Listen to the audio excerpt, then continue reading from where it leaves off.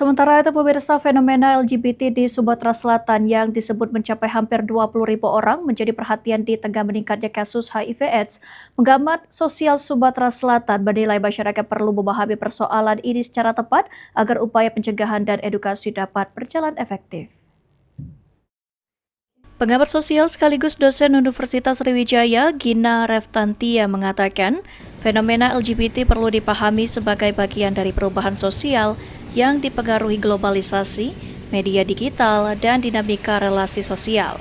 Menurutnya, fenomena LGBT tidak dapat disamakan dengan HIV/AIDS, meski hubungan sesama jenis menjadi salah satu faktor yang mendominasi banyaknya kasus HIV/AIDS. Lantaran HIV berkaitan dengan perilaku beresiko dan bukan semata-mata ditentukan oleh identitas seseorang. HIV/AIDS ini tidak hanya menyerang orang dengan perilaku seksual tertentu, tetapi juga menyerang orang-orang dengan perilaku seksual berisiko.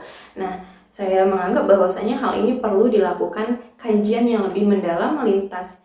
Oleh karena itu, upaya yang perlu diperkuat adalah edukasi kesehatan, penguatan peran keluarga, peningkatan akses layanan kesehatan, serta pendekatan yang menghormati nilai-nilai sosial tanpa memberikan stigma negatif.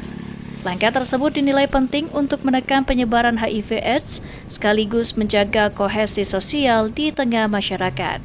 Ilham Wahyudi, PAL TV.